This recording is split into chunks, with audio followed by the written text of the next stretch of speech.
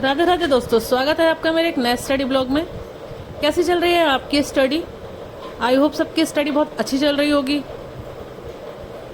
वैसे भी आजकल बहुत सारे लोग पैट के एग्ज़ाम में बहुत व्यस्त हैं। पैट के एग्ज़ाम के लिए काफ़ी अच्छी स्टडी की होगी और जिसने पैट का एग्ज़ाम दिया होगा उम्मीद है कि सबका एग्ज़ाम अच्छा गया होगा। फिलहाल मैंने ना पैट का एग्ज़ाम दिया था, ना ये फॉर्म मैंने फिल भी नहीं किया था।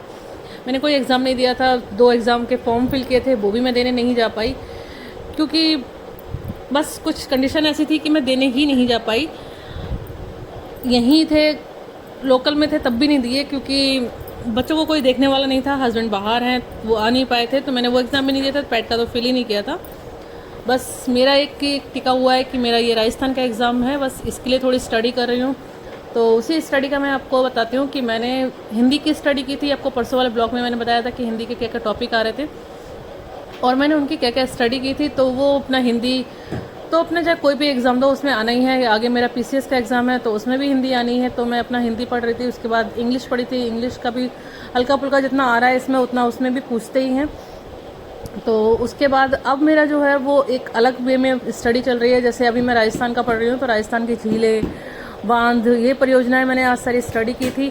अपने मॉक टेस्ट के साथ साथ में मैं कुछ टॉपिक्स को भी स्टडी करती हूँ जिससे कि स्टडी एक अच्छे से हो। क्योंकि अगर हम सिर्फ मॉक टेस्ट लगाते हैं और उसमें हमारे जो क्वेश्चन गलत होते हैं उनको हमने अच्छे से नहीं पढ़ा, उनके स्टडी नहीं करी, उस टॉपिक को हमने 2-3 बार नहीं पढ़ा अच्छे से, तो फिर वो क्वेश्चन हमारे नेक्स्ट उसमें भी गड़बड़ी होंगे, ठीक नहीं हो पाएंगे। मॉक टेस्ट का फ़ायदा तभी है जब हम जो हमारे क्वेश्चन गलत हुए उसको हम बहुत अच्छे से पढ़ लें, या जो क्वेश्चन हमने स्किप किया उसको हम अच्छे से पढ़ लें, तो ही हमें मॉक टेस्ट का फ़ायदा होता है, तो ही हमारे मार्क्स बढ़ सकते हैं।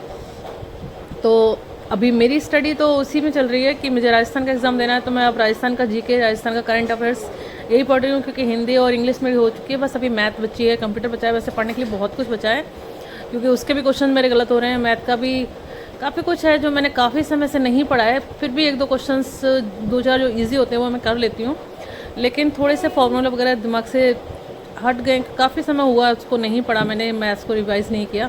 थोड़ा बहुत तो रिवीजन हर चीज़ मांगती है, लेकिन मैथ्स एक ऐसा टॉपिक है कि 6 महीने तो रिवीजन नहीं मांगता। अगर हम ठीक से 2-4 टॉपिक रिवाइज कर लेते हैं तो वो जल्दी रिवीजन नहीं मांगता है। तो बस ये है कि मैथ का थोड़ा रिवीजन करना होगा। इंग्लिश और हिंदी का हो चुका है, मैथ्स बचा, अभी कंप्यूटर बचा और राजस्थान जीके, जीएस ये सब बचा हुआ है। करंट अफेयर्स राजस्थान का पढ़ना है। बस 18 तक ये सब हो जाए क्योंकि 18 को तो ना मैं पढ़ सकती हूँ ना ही मेरे पास टाइम होगा। 18 के बाद मैं पढ़ ही नहीं सकती। बस मेरे पास 17 तक का टाइम है। 17 तक मैं जितना पढ़ लूँ। काफ़ी हद तक फील की है कि अगर हमारे पास एग्ज़ाम में 6 से 7 महीने हो तो हमारे पास ऐसी सिचुएशन हो जाती है कि हमें टाइम नहीं मिल रहा है, हम कुछ कर नहीं पा रहे हैं। यही अगर हमारे एग्ज़ाम के लिए बहुत कम टाइम हो तो हम कैसे न कैसे करके टाइम मैनेज कर लेते हैं।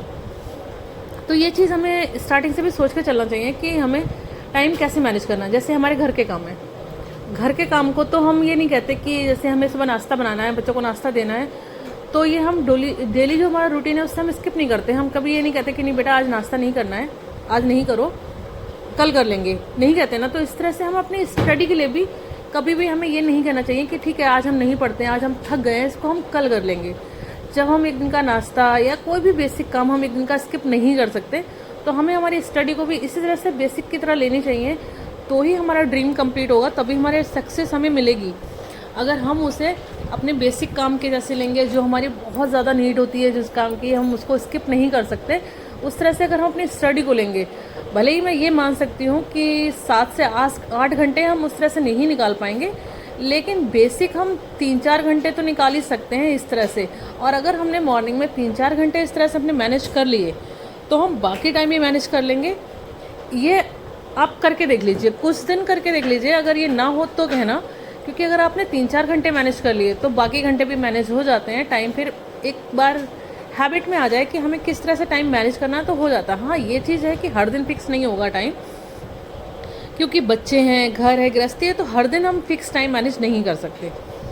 कहीं हमें जाना भी हो सकता है, कोई काम हो सकता है, बहुत सारी चीज़ें होती हैं क्योंकि रिस्पॉन्सिबिलिटी बहुत सारी है हमारे पास। तो हम हर दिन सोचें कि 8 घंटे निकाल लें, पॉसिबल ही नहीं है।